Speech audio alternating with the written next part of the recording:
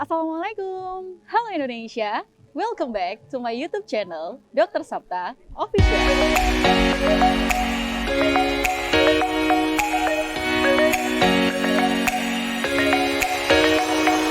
Nah, pada kesempatan kali ini, saya berada di satu tempat di daerah Selotapa, Trawas, Mojokerto. Nama tempatnya adalah Cafe Garten Hütte. Semoga sih aku nggak salah ngomong ya. Jadi itu spellingnya memang nggak biasa. Kenapa? Karena memang nama dari cafe ini itu diambil dari bahasa Jerman.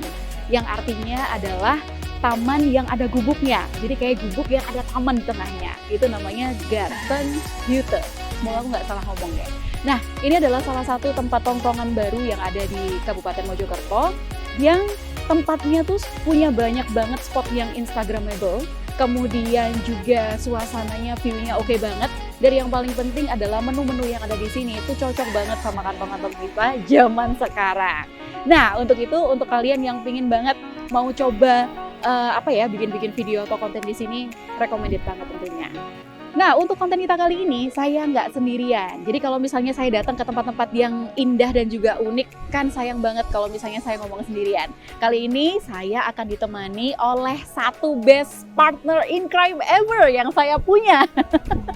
Jadi ini adalah teman sejawat saya, seorang dokter juga. Kemudian kita ketemunya waktu itu pas zaman-zaman PNS awal. Satu latsar bareng, kemudian dipertemukan di satu panggung yang sama jadi MC berdua.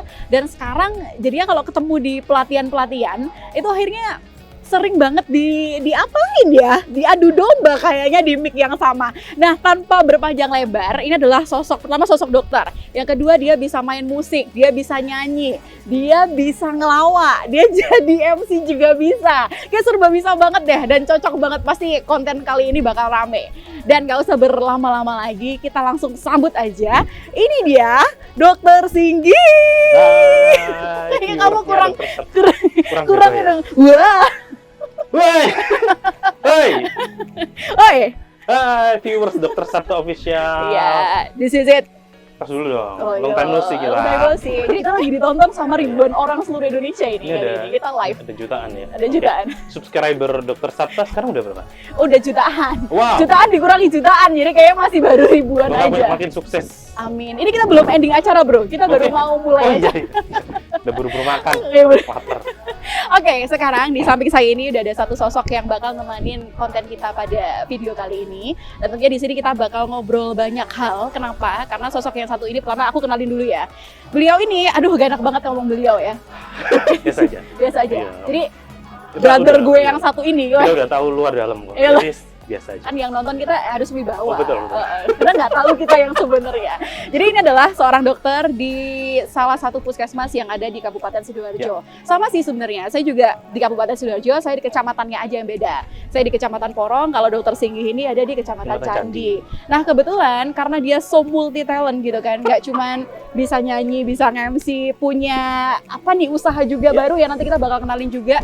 Tapi ternyata beliau ini mendedikasikan, mengabdikan, ya abdi negara banget ya, menjadi salah satu tim Satgas COVID-19 di wilayah kerja Puskesmas Candi Kabupaten Sidoarjo. Nah, kebetulan jadi apa, bro? Saya dari wakil anggota, karena ketua tim Satgas Puskesmas kan kepala Puskesmas. Saya sebagai wakilnya terus punya anggota-anggota yang lain. Oke, luar biasa banget. Ya, pastinya. Dan otomatis kerjaan saya sebagai dokter di Puskesmas juga nggak hilang. Jadi double, Satgas juga, tapi sebagai dokter di Puskesmas Candi juga. Jadi memang kerjanya ya lumayan. Dan ini kalau misalnya pas masa COVID sekarang ini ya, mulai dari Maret kemarin sampai dengan sekarang, itu ngelakuin semua hal yang bersifat pakai baju putih-putih hazmat dan sebagainya. Ya, jadi karena Candi itu kasus pertama ya Sidoarjo ya. Jadi langsung heboh, jadi kita belum pernah ada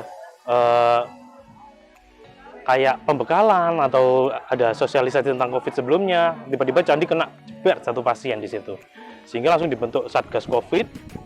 Sampai sekarang masih mulai Maret itu. Nah, jadi kalau ada acara rapid test, ada acara tracing atau ada acara swab, sekarang ini kan yang banyak swab ya, itu kita pakai kostum astronot itu menjadi Power Ranger ya.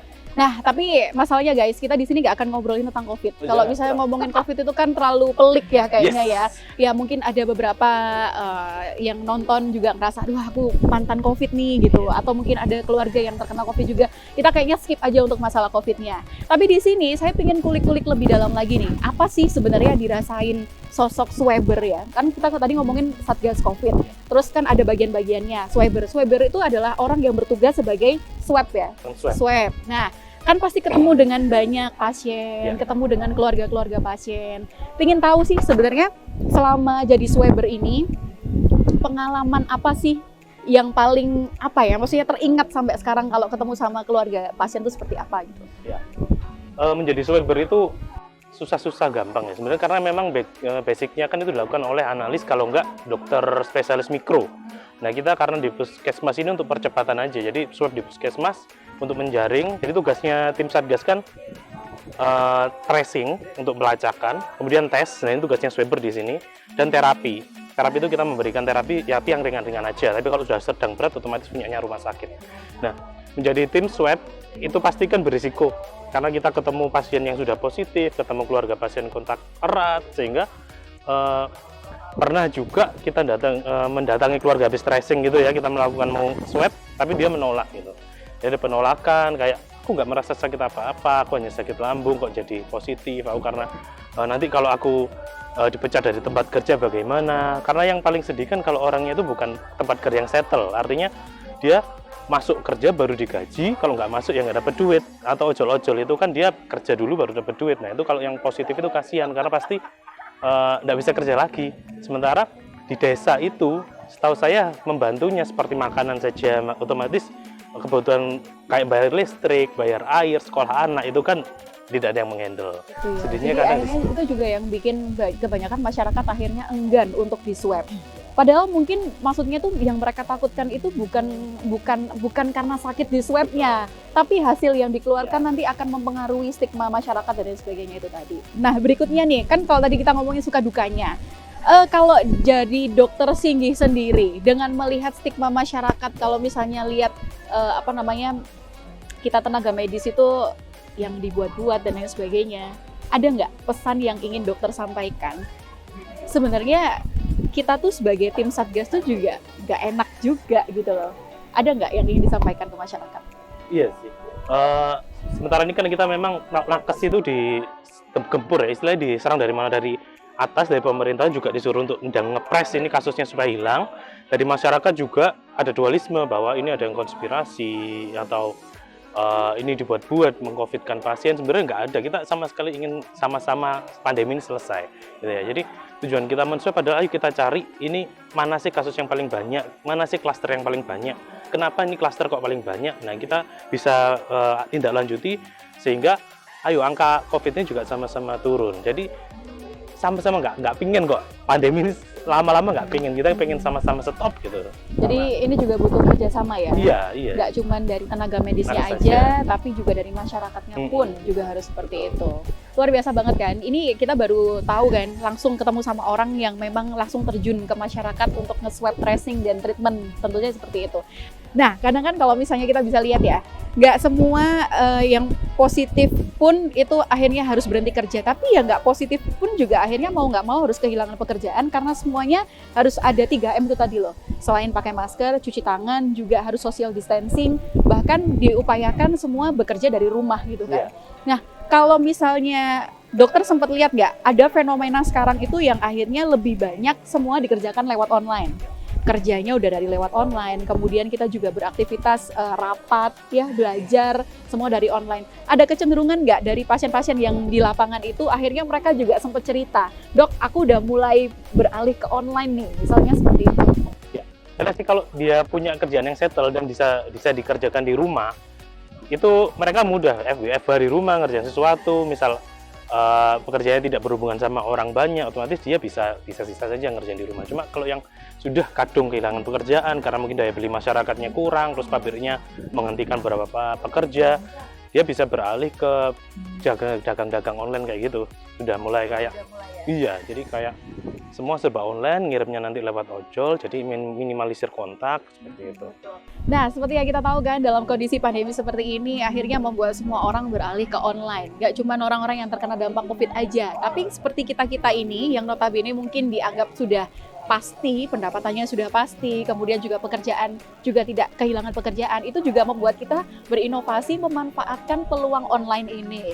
Nah, salah satunya kalau misalnya Dokter Sapta, itu kan kita bikin YouTube channel ini, Dokter Sapta Official. Kalau misalnya edukasi kan sekarang udah dibatasi, tidak boleh mengundang kerumunan banyak orang, harus social distancing. Cara mengedukasinya adalah melalui media online. Bisa dengan YouTube, Instagram, TikTok, dan lain sebagainya. Nah, kalau Dokter Singgih nih, sudah ada terobosan inovasi terbaru nggak untuk menyikapi online ini? Oke. Jadi sekarang karena orang-orang juga suka belanja online ya, di e-commerce. Nah, akhirnya saya kepikiran karena suka jajan, suka minum-minum seperti ini, dan pandemi ini sepertinya orang kan juga membutuhkan nutrisi tentunya ya, dari makanan-makanan yang sehat, untuk biar daya tahan tubuhnya bagus. Iya, betul gitu. sekali. Makanya saya berinovasi, coba deh bikin suatu produk yang dia komposisinya itu mengandung nutrisi, gizi, vitamin dan vitamin dan mineral, sehingga dia memiliki efek daya tahan tubuh yang meningkat di era pandemi seperti ini. Oke. Penasaran nggak? Iya dong, penasaran banget dong. Boleh. Apa dok namanya? Ya, namanya adalah produk saya adalah namanya Resepi, Kak. Jadi Kak ya, manggilnya sekarang kan kira kan udah teknik marketing ya. Nah, produk Resepi itu basicnya adalah susu, ya susu dan juga varian teh dan coklat dan juga kopi. Jadi tahu sendiri kita teh itu efeknya ada antioksidan, kemudian susu efeknya ada vitamin, mineral dan zat besi. Itu membuat orang menjadi lebih sehat di era pandemi. Tentunya harganya nggak nguras kantong. Oh, nggak nguras, itu yang paling penting kayaknya ya. Affordable. Rasa tetap number one, tapi juga harga itu menentukan gitu kan. Dibeli apa enggak itu ya balik lagi ke harganya. Nah, Jangan. jadi ini Kak ya, produknya namanya Resepi. Dia berasal dari kata resep. Oh, iya. Kita kan dokter, otomatis memberikan resep untuk pasien supaya dia bisa sembuh. Sama seperti ini. Oh, jadi kandungannya pun itu bisa menambah imun. Aku boleh pegang ya? Boleh, silakan Kak. Oh, pegang aja langsung bisa ngerasain. Aku sedih nih, aku sedih. Coba aku minta. Iya, aku sedih. gitu ya? Wah, happy sekali. Ya, dia efeknya pun sangat langsung. Iya, endorfin kita akan meningkat Kak dengan banget ya. Ini ada 5 varian rasa Kak. Oke. Ini ada Earl Grey, kemudian ada matcha, itu yang best seller. Best seller kita ada 2, coklat sama matcha. Tapi mega best sellernya adalah matcha. Makanya saya nanti bawakan untuk Kak Sapta. Oke, biar aku cobain. Aku pingin lihat nih, kalau misalnya aku sekali minum tuh kira-kira aku bisa langsung tahan berapa konten gitu bikin dalam 1 hari. Pasti. Cocok untuk menemani konten dan hari-hari Anda. Nah gitu, luar biasa banget ya. Nah bayangin aja, nggak cuman kalian yang terdampak guys, kita aja yang juga ngerasain pandemi seperti ini juga berinovasi kok. Dan salah satunya juga boleh aku cerita ya, ini hijab yang aku pakai itu juga salah satu produk inovasi juga di kala pandemi dari salah satu PNS juga, teman kita juga yang di Kabupaten Sidoarjo, namanya Bu Asmi. Hai Bu Asmi, ini aku pakai ya. Bu Asmi, saya juga mau. Hijab juga. Jadi ini salah satu produknya Bu Asmi Yulia, salah satu PNS dokter yang ada di Banjar Kemantren, teman-teman. Guru SD gitu ceritanya. Nah, di masa pandemi seperti ini kan membuat banyak waktu pada saat WFH kan. Nah, akhirnya itu yang membuat akhirnya teman-teman itu berinovasi untuk bikin usaha semacam ini. Mungkin tadi kalau saya kan di media online. Kalau misalnya Dokter Singgih itu kuliner. Kalau yang ini bentuknya dalam bentuk hijab dan teman-temannya gitu ya. Nah, untuk itu juga bagi Anda yang sekarang berada di badai yang sama. Mungkin kita memang benar ya, Covid itu kan tidak kita inginkan. Tapi mau tidak mau kita sekarang berjuang di badai yang sama. Badai, aku bilangnya badai yang sama, badai Covid-19. Cuman kita berada di kapal yang berbeda-beda.